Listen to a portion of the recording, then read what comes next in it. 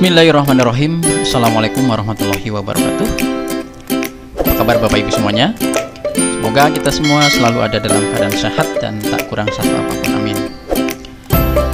Pada video kali ini saya akan coba membahas tentang bagaimana cara membuat soal tematik, terutama yang terdiri dari beberapa muatan pelajaran. Ada PKN Bahasa Indonesia, ada IPA, IPS, dan SBDP, menjadi satu buah soal dan satu buah link Google Form, sehingga nanti juga kita peroleh hasil jawaban siswa sekaligus ya, tanpa terpisah-pisah. Jadi itu mengurangi waktu dalam pembuatan soal tersebut. Dan ini contoh hasil akhirnya ya Bapak Ibu, ada 3 orang anak yang sudah menjawab muatan PKN sama Bahasa Indonesia dengan nilai yang terpisah. Lantas bagaimana cara kita membuatnya? Kita masuk dulu ke Chrome seperti biasa. Kita cari drive sini ya Bapak Ibu, pojok kanan, dan kita cari drive saya, cari lainnya, dan masuk ke Google Formulir. Kita cari, nah kita cari Google Formulir sampai jendela layar pengerjaan soal terbuka.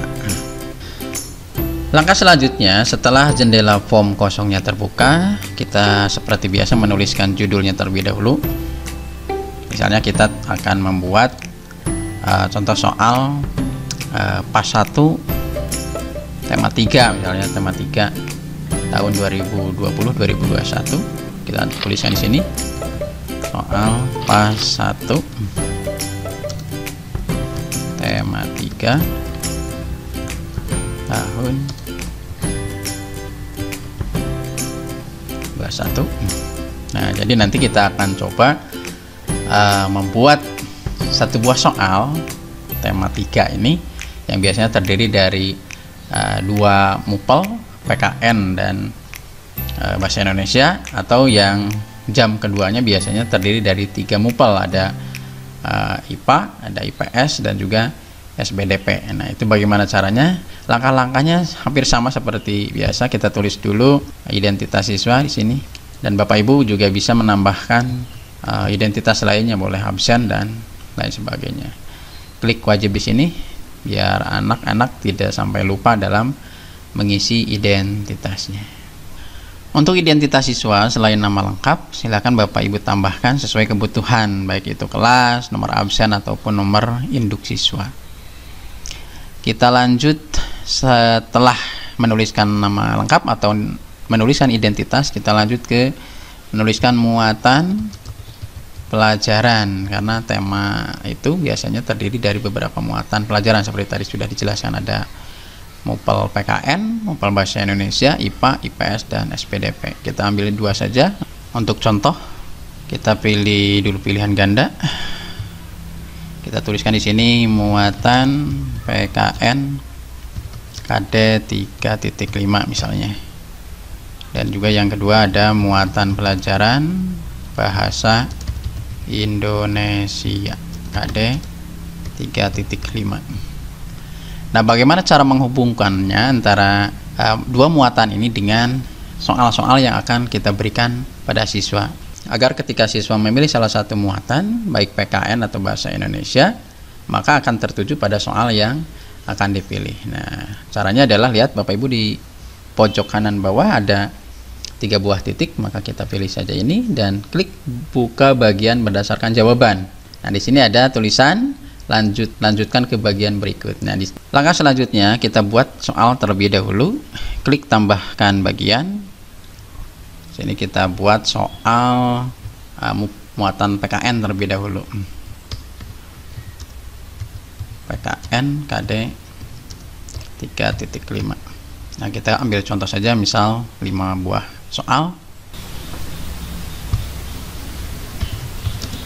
Soal nomor 1, kita bikin optionnya A, B, C, D. Kita copy. Ini soal nomor 2, nomor 3, ini nomor 4, Dan yang terakhir soal nomor 5. Jadi kita membuat 5 buah soal untuk muatan PKN ya. Dan untuk isi soalnya silahkan Bapak Ibu bisa membuat langsungnya di form ini atau mengkopinya dari soal yang telah dibuat. Berikutnya kita klik lagi tambahkan bagian. Kita akan membuat soal untuk MUPEL Bahasa Indonesia. Bahasa Indonesia KD 3.5. Kita sama akan membuat 5 buah soal lagi.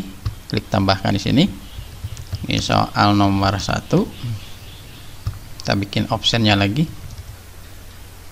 Soal nomor 2. Ini untuk nomor 3. Nomor 4. Dan yang terakhir ini soal nomor 5. Nah, jadi kita sama seperti MUPEL PKN tadi, kita membuat 5 buah soal, contoh soal muatan bahasa Indonesia. Jadi kita sudah memiliki 10 soal ya, 5 muatan PKN dan 5 muatan bahasa Indonesia. Langkah selanjutnya yaitu menentukan kunci jawaban dan skor masing-masing soal, sehingga ketika kita memberikan soal ini kepada siswa dan siswa menjawabnya, secara otomatis kita sudah memperoleh skor dari masing-masing siswa tersebut. Untuk caranya, klik setelan atau pengaturan, pilih kuis, jadikan ini sebagai kuis, dan untuk centang-centang ini boleh dimunculkan atau tidak ya. Kita klik simpan. Setelah kunci jawaban dan penskoran kita buat, langkah berikutnya adalah bagaimana cara menghubungkan antara muatan pelajaran yang sudah kita buat. Di sini ada muatan PPKN dan juga bahasa Indonesia. Ketika siswa mengklik salah satu muatan, maka akan terhubung dengan soal yang dituju, misal muatan PPKN dengan soal PPKN-nya. Nah, bagaimana caranya? Untuk caranya kita pilih muatan yang sudah kita buat sebelumnya, ada muatan PPKN dan juga muatan bahasa Indonesia. Klik di sini. Nah, lanjutkan ke bagian berikutnya. Kita pilih dan kita klik bagian 2 soal PPKN. Jadi nanti ketika siswa memilih muatan PPKN, maka akan diarahkan ke soal PPKN. Berikutnya muatan bahasa Indonesia juga kita pilih. Bagian ketiga itu soal bahasa Indonesia. Dan jangan lupa wajib isinya kita aktifkan agar tidak ada soal yang terlewati oleh siswa. Tahap selanjutnya yaitu mengatur bagian per bagian dari soal. Jadi bagaimana supaya soal ini ketika selesai dikerjakan bisa langsung terkirim. Kita pilih kirim formulir. Dan untuk soal bahasa Indonesia, karena ini soal terakhir, maka tidak perlu kita rubah ya. Dan untuk melihat hasilnya, kita coba lihat di pratinjau. Nah, ini adalah soal yang sudah kita buat tadi. Kita coba masukkan nama salah satu siswa misalnya. Kita pilih salah satu muatan, misal muatan PPKN kita pilih. Nah, maka akan diarahkan ke soal PPKN yang sudah kita buat tadi. Kita coba yang bahasa Indonesianya ya, sama ya. Jadi ini sudah selesai. Dan langkah selanjutnya setelah dirasa cukup yaitu membuat link soal yang telah kita buat ini. Caranya yaitu klik kirim.